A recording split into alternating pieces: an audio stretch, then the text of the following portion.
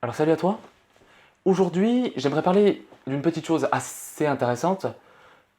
Comment trouver sa voie avec la PNL? Et déjà, est-ce que c'est possible? Et ça, c'est une question à laquelle j'aimerais bien répondre parce que ça me paraît pertinent également d'en parler. Parce que la PNL, pour moi, est une technique qui est très intéressante. Alors déjà, la PNL, qu'est-ce que c'est? C'est la reprogrammation neurolinguistique. Donc en gros, c'est parler à ton cerveau.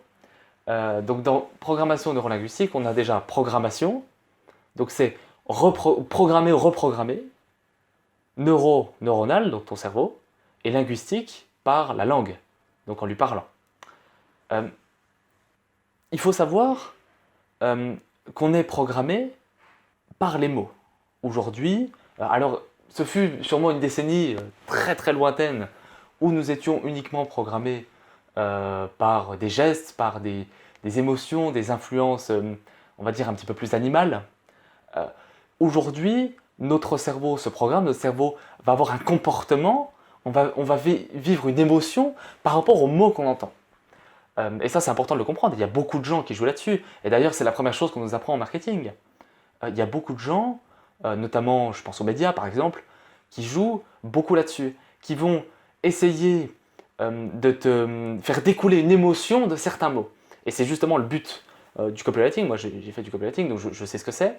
Le but du marketing aujourd'hui, c'est de, comment dire, d'utiliser les bons mots pour susciter la bonne émotion chez la personne en face et ensuite pouvoir mieux l'influencer et pouvoir faire en sorte d'obtenir un comportement de celle-ci, donc d'obtenir simplement d'obtenir un achat.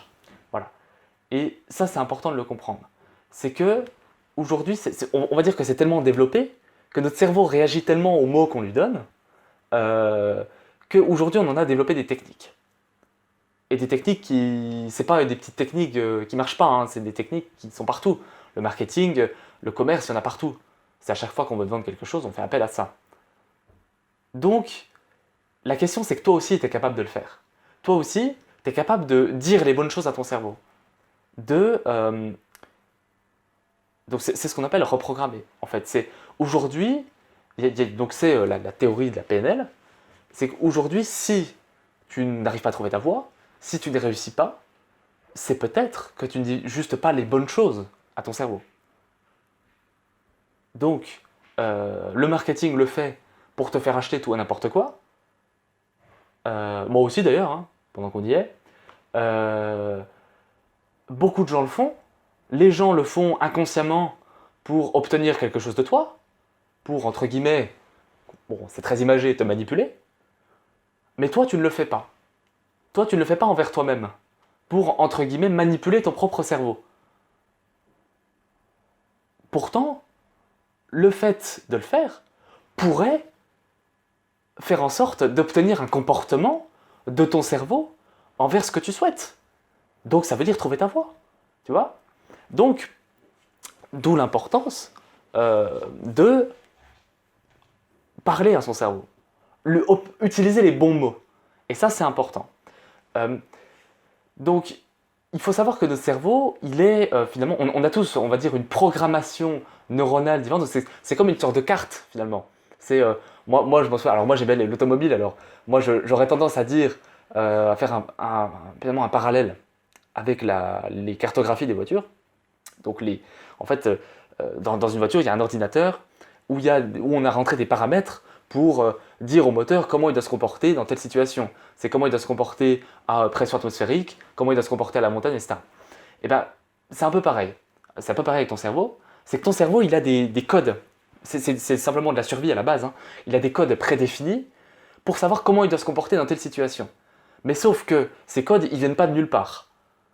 On est d'accord que bon, les codes de la voiture, c'est des ingénieurs qui ont travaillé dessus et qui ont mis les codes dans la voiture en fonction des tests qui ont été faits, pour simplement que la voiture soit le plus efficace possible. Avec ton cerveau, c'est pareil. Sauf que c'est pas les ingénieurs qui l'ont fait. Il n'y a pas des mecs qui sont venus implanter des trucs dans ton cerveau. Non, ça c'est faux et je crois qu'on ne sait pas encore le faire.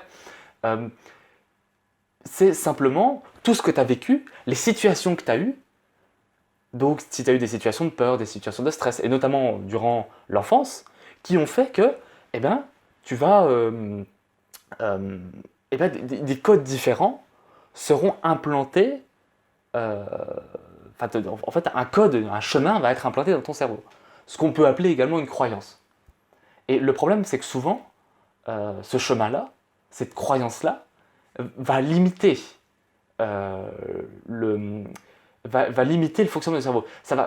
Je m'explique, hein. Par exemple, je reprends le parallèle de la voiture, c'est que la voiture, elle va être très efficace.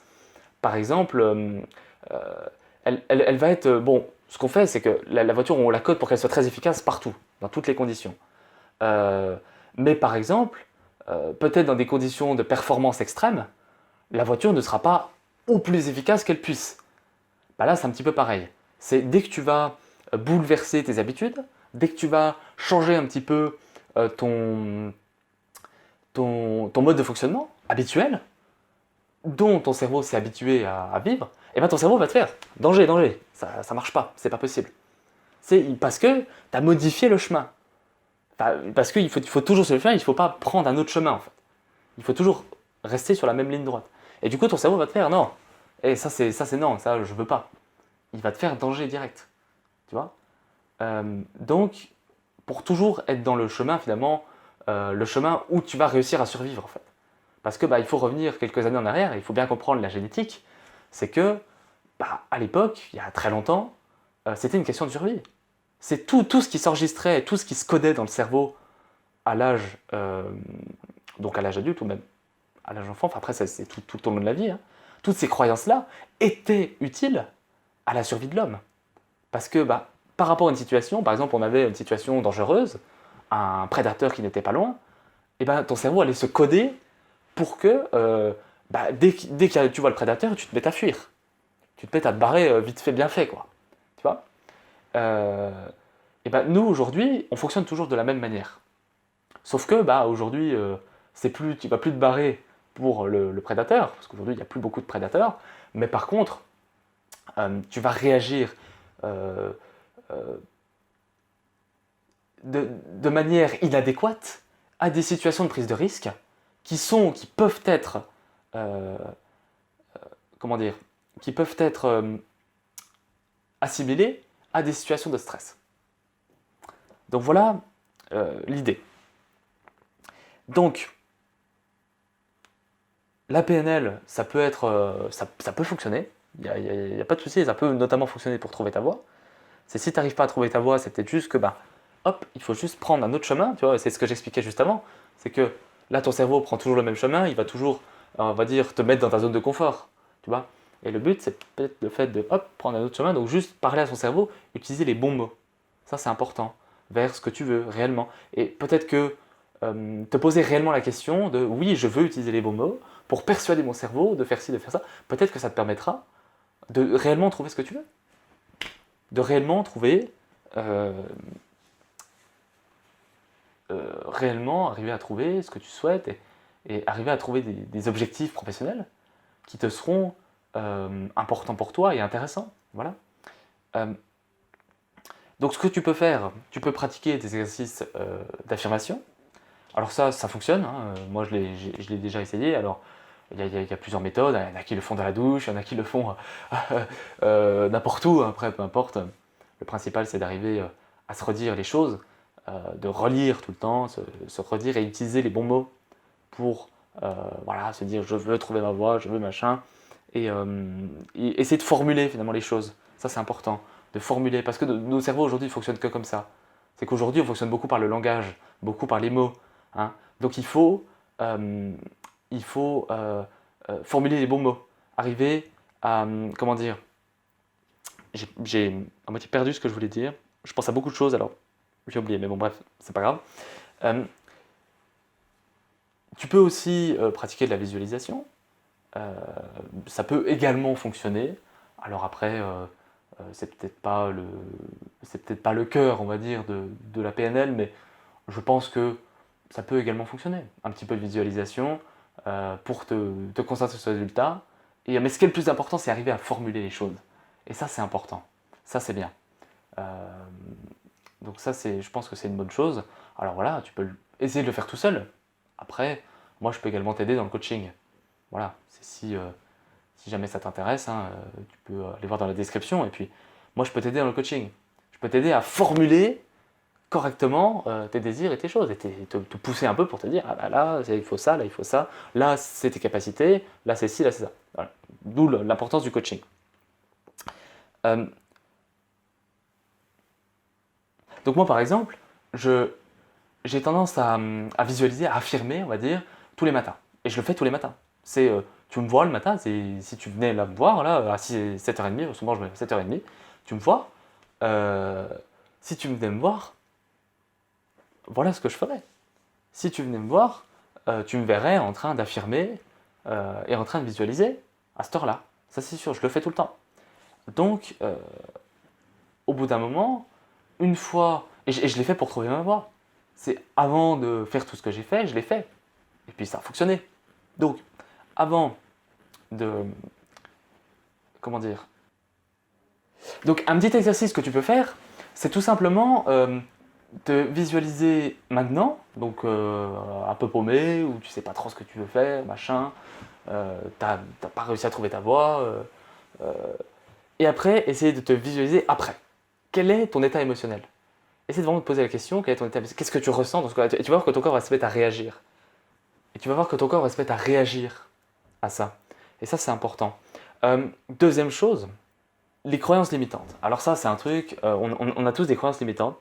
Donc les croyances limitantes, c'est, donc ça j'en ai déjà parlé au début de vidéo, mais c'est des sortes de modes de fonctionnement de ton cerveau, voilà, des sortes de pistes de chemin qui sont pré-tracées et qui en fait t'empêchent d'avancer dans ta prise de risque et ta prise d'objectif en fait.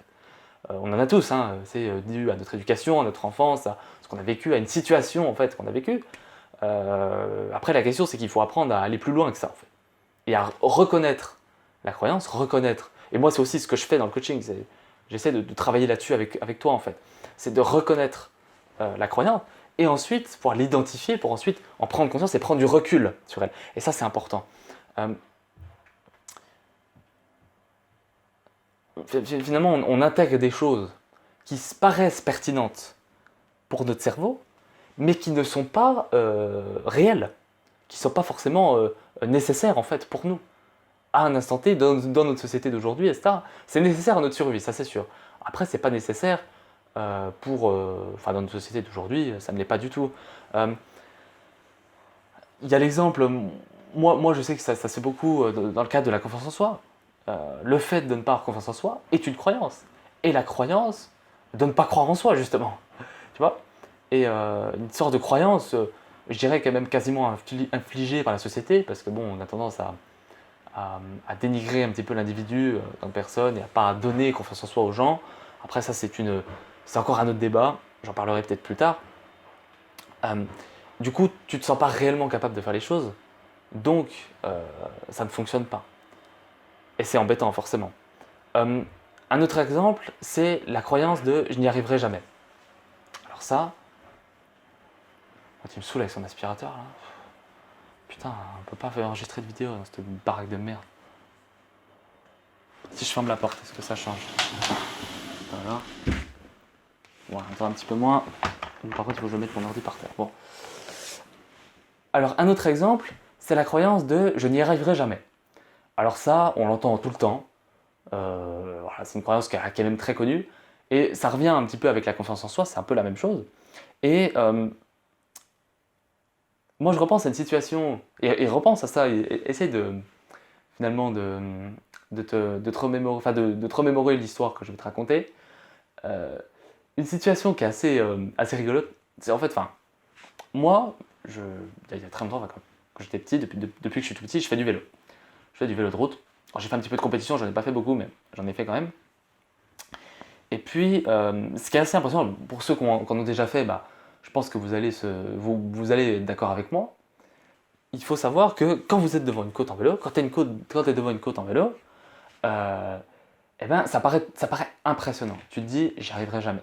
Parce que vraiment, en fait, avec la distance, la côte paraît énorme en fait. Tu te dis, mais merde, mais j'y arriverai pas quoi. Je pourrais pas la monter, j'y arriverai pas. Et si tu te dis ça, tu n'y arriveras pas. Tu finiras à pied.